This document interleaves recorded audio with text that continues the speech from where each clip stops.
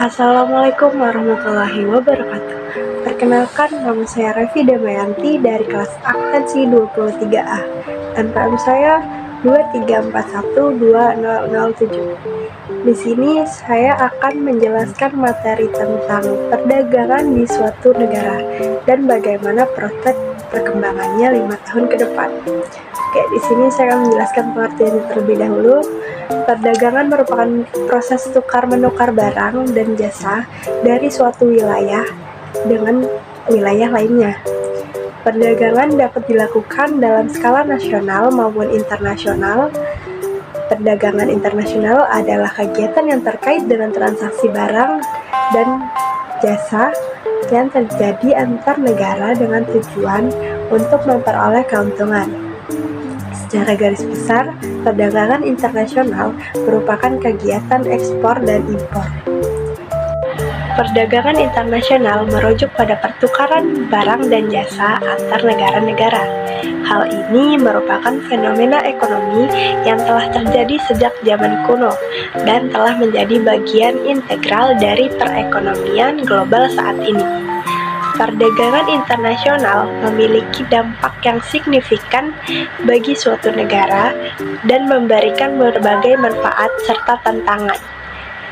Ciri-ciri perdagangan internasional meliputi 1. Para pihak yang melakukan perdagangan tidak saling bertemu, bahkan tidak mengenal satu sama yang lain.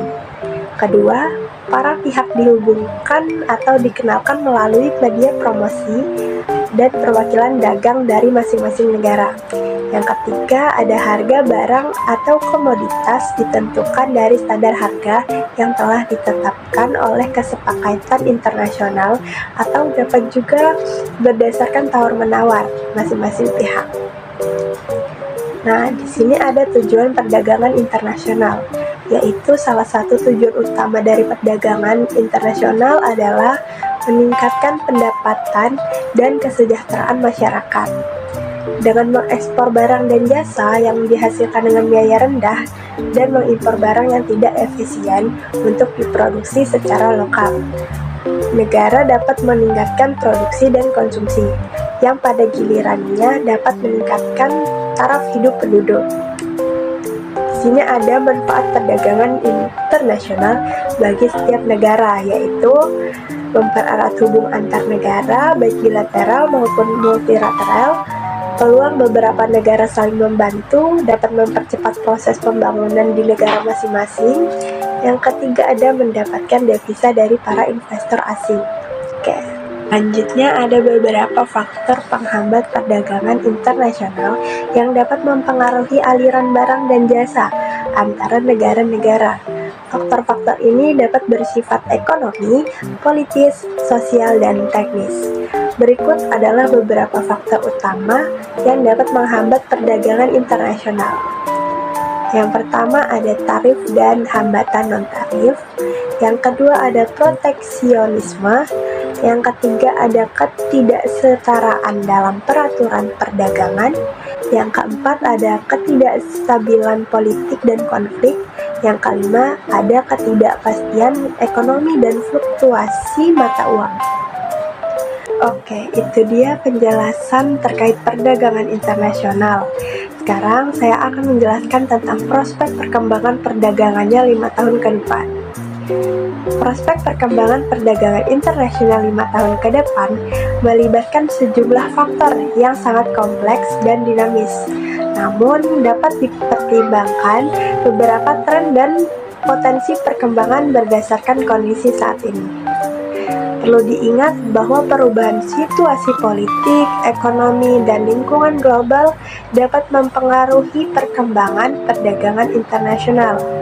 Ada beberapa potensi perkembangan yang mungkin terjadi. Yang pertama, ada perubahan dalam perjanjian perdagangan. Kemungkinan adanya perubahan atau perjanjian baru dalam perdagangan internasional dapat mempengaruhi arah perkembangan. Misalnya, merundingan perjanjian perdagangan bilateral atau multilateral yang signifikan dalam membuka akses pasar baru atau mengurangi hambatan perdagangan. Yang kedua, ada perubahan dalam kepemimpinan ekonomi global. Perubahan dalam kepemimpinan atau kebijakan ekonomi global dari negara-negara kunci dapat memiliki dampak signifikan pada perdagangan internasional. Pergeseran kekuatan ekonomi atau perubahan dalam kemitraan global dapat membentuk ulang dinamika perdagangan. Ketiga, perubahan kondisi lingkungan. Kondisi lingkungan global termasuk perubahan iklim dan kebijakan lingkungan dapat mempengaruhi produksi, distribusi, dan konsumsi barang. Perubahan ini dapat mengarah pada peningkatan kesadaran akan perdagangan berkelanjutan dan praktik ramah lingkungan. Dalam mengantisipasi perkembangan 5 tahun ke depan, penting untuk terus memantau perkembangan global, beradaptasi dengan inovasi teknologi, dan memahami perubahan dalam kebijakan perdagangan. Keterlibatan dalam dialog internasional dan kerjasama dapat membantu negara-negara bersama-sama mengatasi tantangan dan memanfaatkan peluang dalam perdagangan internasional. Kesimpulannya ini menunjukkan bahwa kondisi global yang dinamis dan berubah memerlukan kesiapan dan adaptabilitas dari negara-negara untuk menghadapi perubahan dalam perdagangan internasional. Pentingnya kerjasama antar negara dan kebijakan yang bijak akan menjadi kunci dalam mengoptimalkan manfaat dan mengatasi tantangan di masa depan. Itu dia penjelasan dari saya tentang perdagangan internasional di suatu negara dan prospek perkembangan perdagangannya 5 tahun ke depan.